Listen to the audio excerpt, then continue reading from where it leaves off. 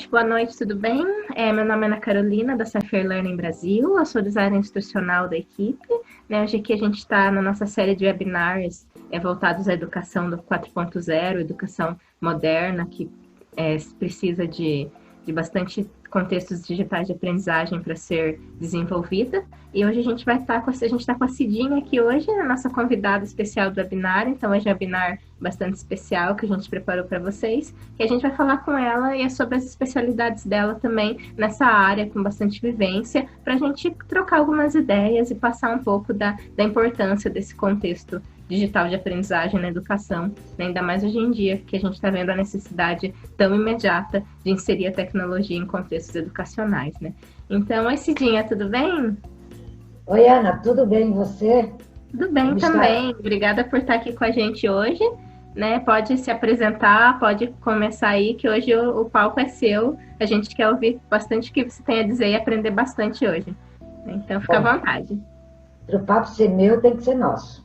Ah, obrigada. Então, de antemão, já convido você, te convido e a quem nos assistir para que seja um papo geral. Quando você me convidou e sugeriu alguns temas para trabalharmos, eu pensei muito, não só no dia hoje que está acontecendo, mas também como isso vem acontecendo no sentido de uma cultura digital, da educação digital, e o que nós podemos fazer para discutir hoje um determinado fundamento. Nós somos muito proativos, nesse momento mais ainda, quem é da educação sabe o quanto nós nos atiramos aos desafios diante da diversidade. Acho que o educador é especialista nisso, né? Está sempre segurando para que as coisas possam realmente acontecer. Então, a ideia de hoje, esse papo nosso, é não só trazer o que está acontecendo hoje, mas costurar um pouquinho essa inserção da educação dentro de um contexto. Acho que é importante analisar. Tenho visto muitas coisas em termos de estratégias, práticas, metodologias, orientações, guias, etc. E eu sinto falta sempre de alguma fundamentação em relação ao que a gente faz. Então, A base, né? De onde que está vindo isso, né? Qual que é o seu exatamente. ponto de partida, né? Não só uma coisa jogada. Exato. Qual é a nossa problemática, né? Como que está o compartilhamento da tela, Ana? Está tudo bem? Tranquilo, tranquilo. Estou vendo aqui o seu currículo. Tá bom. Isso é só para constar o que eu já fiz, quais são os meus passos em direção ao que hoje nós discutimos como educação 4.0, educação digital, educação integrada com as tecnologias, seja como denominamos, mas que seja denominada dentro desse contexto da cultura digital. Então, que os que estão nos vendo e ouvindo neste momento entendam que é um guia para o nosso bate-papo, e claro que dentro desse guia não podemos falar do universo, porque não daríamos conta. Então, somos obrigados a fazer um recorte. Sim. Que esse recorte é sociedades digitais. As sociedades são digitais porque o que caracteriza ter uma sociedade digital e construir cultura digital, e também, dentro da sociedade digital, como fica o currículo, a educação digital e os contextos digitais de aprendizagem. Eu acho que esse é um ponto importante, que é o tema que vamos tentar discutir hoje. Legal. Uhum. Muito relevante nos dias de hoje também. E são passos, né? São fundamentos, né? Que para tudo que vem depois, né? Então é bastante importante o tópico. E muitas vezes ele acaba sendo um pouco... fica deixado de lado um pouco no meio de tantas outras coisas urgentes que a gente precisa resolver, né? Então a gente acaba esquecendo o básico, né? Então é bom voltar para o básico, às vezes, para de onde vem, né, para a base, para a formação, que é a sociedade que a gente vive hoje, né, basicamente. Exatamente. Todos os seus desafios. Nesse sentido, eu imagino nos situarmos nesse contexto, eu me enxergar no contexto, sentir o pertencimento. Eu pertenço a essa sociedade. Sim. Mas eu pratico educação. Então, como é que eu pertenço como educadora a esse contexto digital? E como educadora, com o olhar de educação, como é que eu estabeleço novas práticas, ou práticas que deem certo, que façam sentido para o professor? Sim, dentro desse contexto, né? Exatamente. Porque o que eu tenho observado ao longo da pandemia, né? Estamos todos pandemizados, em todos os sentidos, e eu vejo algumas tantas mil direções. Sim. Né? E todas essas direções levam a um caminho, que é produzir uma educação para agora. Né? Sim. Então, mas o que eu problematizo? Então, a educação digital, ela tem sido essa apropriação da cultura digital desde muito cedo. Essa cultura digital, ela está dentro da sociedade digital, que, por sua vez, estrutura o currículo sobre o qual trabalhamos a escola e na escola. Sim. Currículo não só como algo prescrito, mas currículo como aquilo que se constrói enquanto se está no ato de ensinar e aprender. Sim, as crianças já nascem praticamente nativos digitais, né? Elas já sabem mexer com celulares, elas já têm familiaridade, não é uma curva de aprendizado tão grande quanto a nossa geração. Exatamente isso que traz a educação digital. Mostra que há uma visibilidade 100% com nativos digitais, que a gente chama, sim, que não podemos desconsiderar. Mas tem outras questões envolvidas que a gente vai conversar. Com certeza. Esses currículos prescritivos e currículos significativos, o que isso representa no hoje e no futuro, né? E que deixam de ser simplesmente navegadores para serem autores protagonistas da sua aprendizagem. Então, essas são, digamos assim, as linhas de discussão da educação hoje, principalmente relacionada a tem que ter metodologias ativas, o aluno tem que ser protagonista, o professor tem que se apropriar dessas metodologias ativas. Vamos problematizar um pouco, então, sobre essa questão que eu estou falando. Bom, se você quiser interferir, Ana, não tem problema. Não, tranquilo, eu tô aqui, mas não quero também tirar muito o que você está dizendo, né? Eu só tô bastante interessada também no que você está falando, né? Tô vendo aqui os tópicos, né? A gente pode ir continuando. O papo é nosso, já falei. Bom, as sociedades digitais e conectadas, elas demandam outro suporte educativo. Qual é o nosso suporte educativo? Tecnologias, sem dúvida. Tudo é tecnologia. O quadro, a cadeira, o lápis, a caneta, o mimeógrafo, o projetor. Não estamos falando de tecnologias outras que não tecnologias. Computador, informática, né? Porque existe ainda existe, né? Isso é uma coisa que já foi dita muitas vezes, mas ainda existe essa noção de que tecnologia é o computador, né? Não, o lápis, o papel também o quadro negro é uma tecnologia, né? Quando você estuda o que é tecnologia.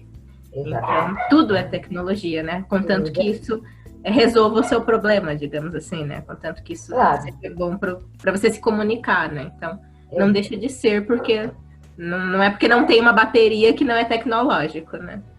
Exatamente. Tudo que o homem produz como funcionalidades.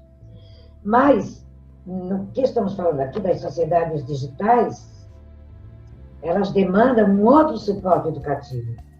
E esse suporte educativo, ele é caracterizado, digamos assim, pelo E eletrônico. E-learning, iPad, tudo que envolve dar suporte como interface. Né? Então, as sociedades digitais demandam, de fato, na educação, outros suportes. E eles já existem. Ana? Muitas vezes até eles são parte, digamos assim, a gente tem, por exemplo, a gente tem o Microsoft Teams, né, que é um suporte de videoconferência, que é um suporte para você dar aulas ao vivo. E ele tem o Whiteboard, que é um quadro negro, é um quadro branco, né?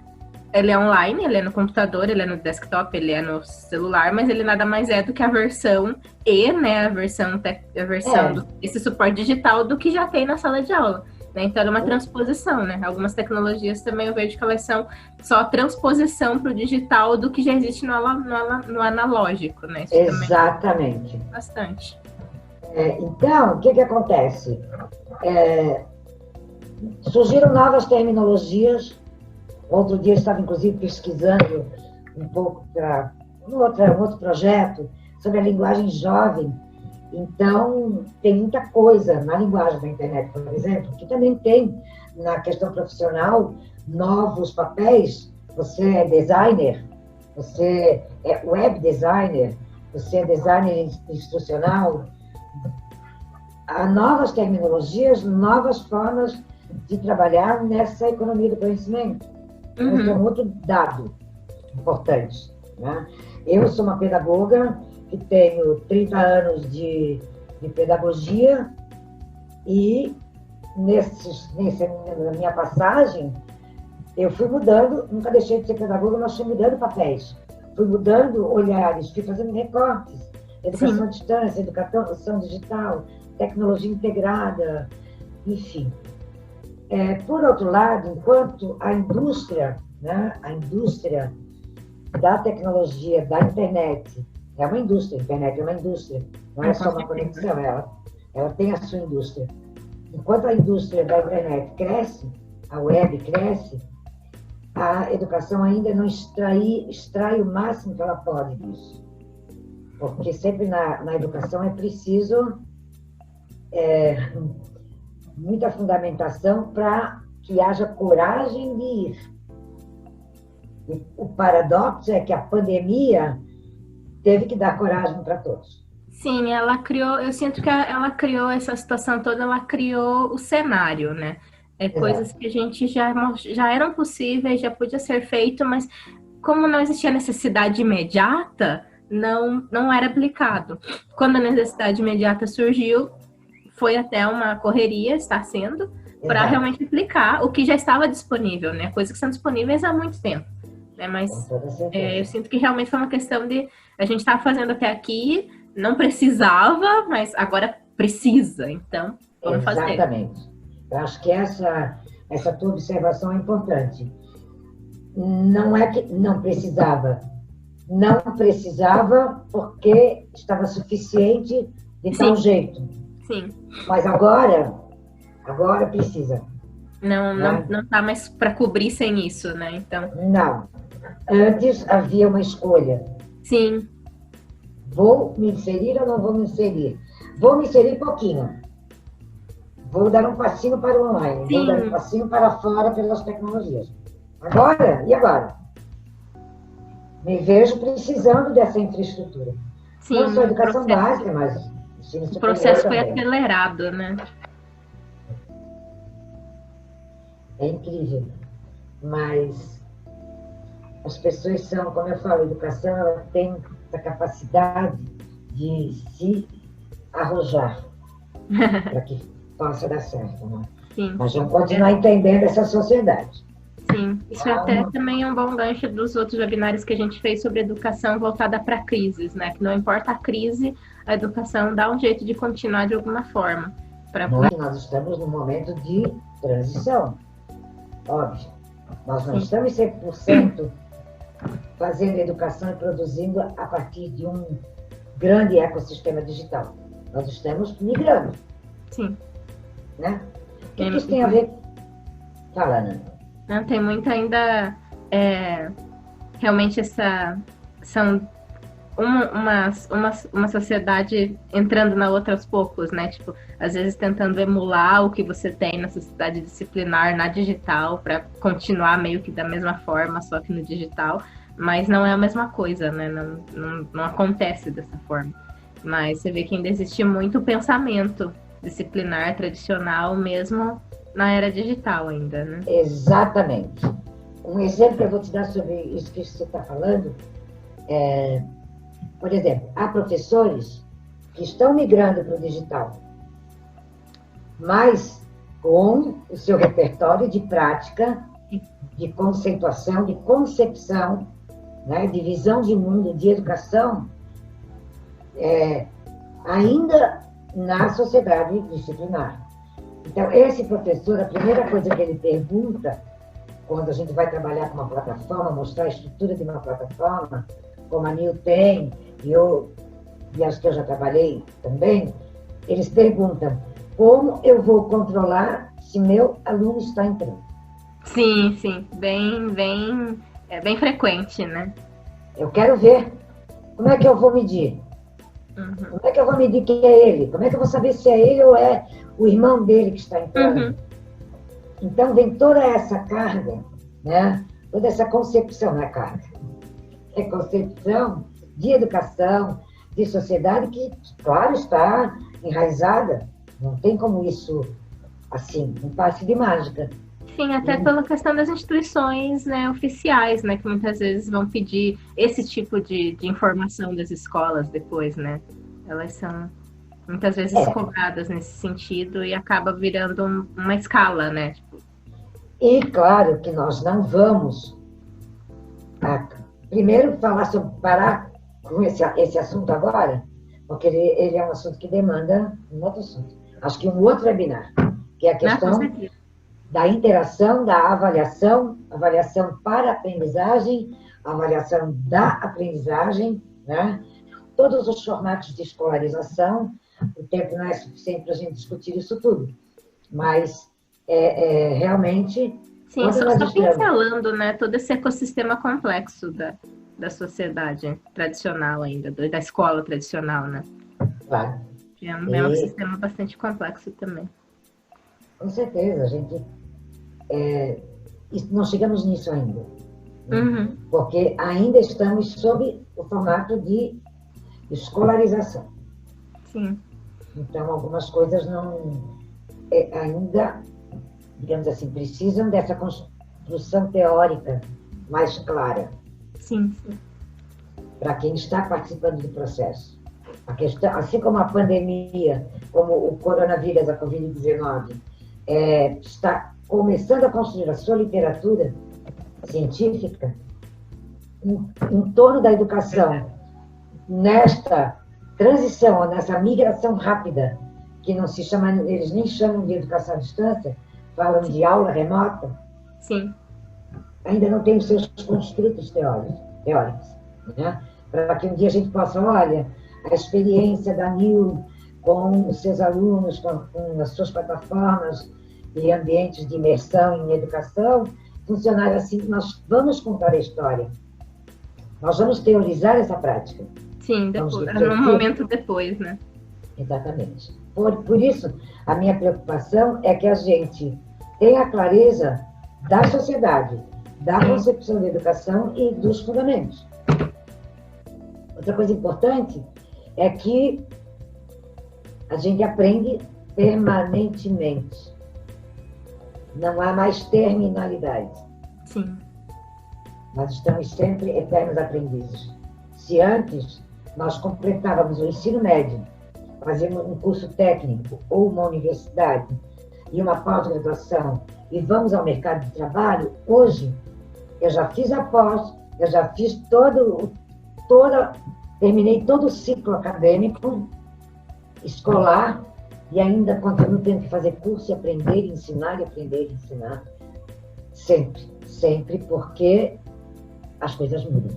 Sim. Então, não é mais terminalidade, é continuidade. Nosso papo é sobre conteúdos, contextos digitais de aprendizagem, construindo na cultura digital. Esse é o assunto principal. Mas nós já sabemos que esses contextos, que essa escola está assumindo todo esse papel digital, está se integrando ao contexto da sociedade digital, certo? Certo. O que nós temos hoje para considerar. Vou botar o óculos porque ficou meio pequenininho. Para enxergar. Não está enxergando. Oi? Pode falar, está enxergando bem aqui. Os novos suportes em linguagem da cultura digital são outros. Quais são os conceitos? Vamos lá. Mobilidade. Somos ou não somos sujeitos a uma mobilidade interessante? Sim. Onde estou? Onde eu estou? Quero falar com a minha mãe. Minha mamãe está no celular. Não importa. Mobilidade. O uso dos dispositivos móveis também tem essa conectividade como condição. Então, fala-se muito em escola conectada, né? Professores conectados. A palavra conectada, ela é a palavra que também ajuda a construir o contexto digital. O que eu preciso? Preciso das interfaces digitais. As interfaces é que vão dar todo esse suporte para construir contextos digitais de aprendizagem. Né? Então, as interfaces, os aplicativos educacionais, as interfaces podem ser computador com plataformas, celulares com plataformas, celulares que são responsivos, palavra também desse contexto atual, né? Eu quero assistir no meu dispositivo, no iPad, no iPhone, no celular, não importa. As redes de aprendizagem e a aprendizagem em rede. Então, os contextos digitais de aprendizagem, eles dependem da sua interação com o contexto de aprendizagem. Veja que paradoxo. Celulares na escola, permitidos ou proibidos na sala de aula? Até o momento. Como eram, Ana? Eram normalmente proibidos ou restritos, ou se pegasse tinha que tirar, né? Não, exatamente. Não era uma situação normal. Ainda se tinha assim, algumas tentativas, né, de como usar o celular em sala de aula bem tímidas, mas muita resistência também sempre foi. Isso. Né? Isso. Deve ser ver hoje em dia, né? Agora. Hoje em dia continua assim. Quer dizer, até hoje em dia, né? O vilão. Agora, depois que aconteceu a pandemia, né? Então, o que aconteceu? É essencial para o estudo. O celular é um excelente exemplo sobre construir contextos digitais de aprendizagem. Os contextos digitais, como eu já falei, dependem das interfaces. Então, o celular entrou na sala de aula, até então, como uma terceira parte nessa relação com um objeto de conhecimento. Por exemplo, ciências. Eu sou professor de ciências, eu domino o meu objeto de conhecimento, senão não sei ser professor. Uhum. Eu tenho que ter o domínio do conhecimento. Com certeza. O celular entrou como uma terceira parte, com a qual eu não consegui interagir, porque não havia com o celular um diálogo pedagógico capaz de ser interface. Então, ele era fechado. Era como entrar no avião e dizer: desligue seus aparelhos eletrônicos. Verdade. Uhum. Entrar na escola, uma criança falou. Uma criança deu esse depoimento. Quando eu entro na sala de aula, é igual quando eu estou viajando com a minha mamãe no avião. Desligue seus aparelhos eletrônicos.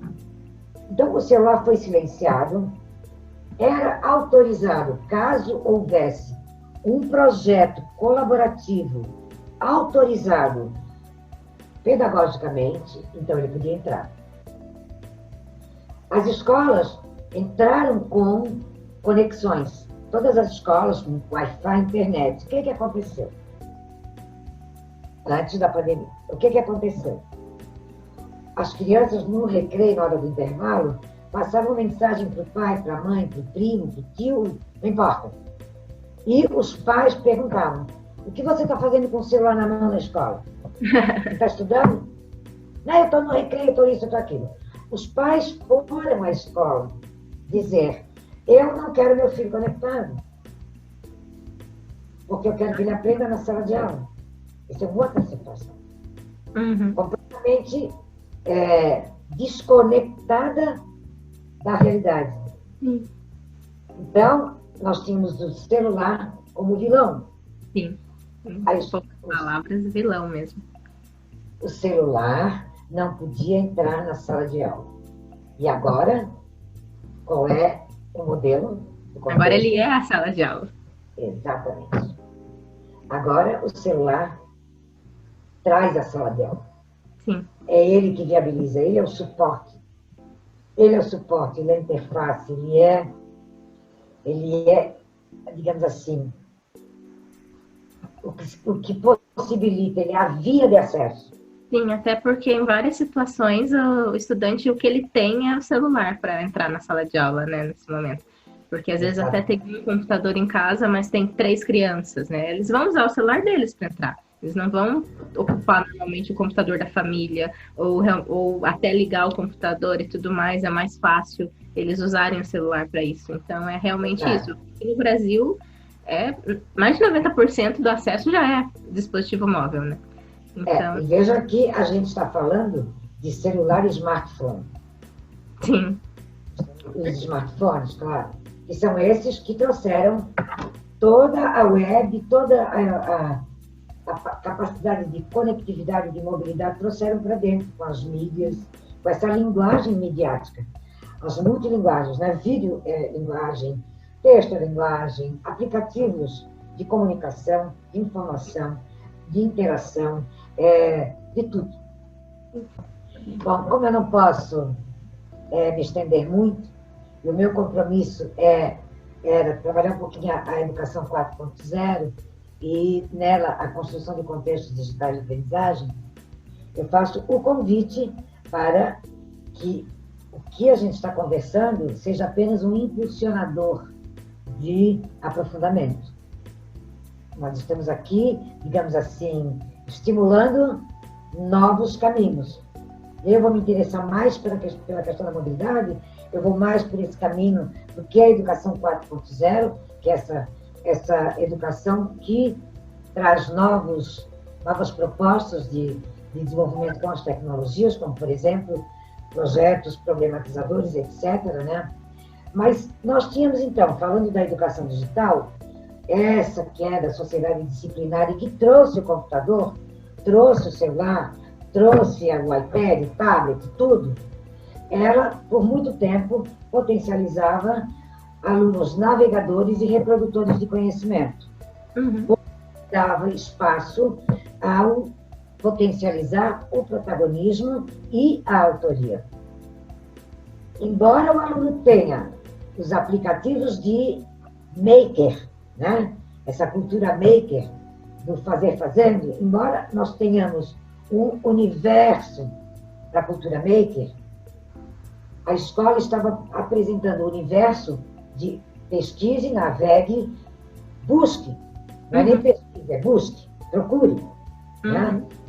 E traga aquilo que você ouviu do professor e que você, entre aspas, compreendeu.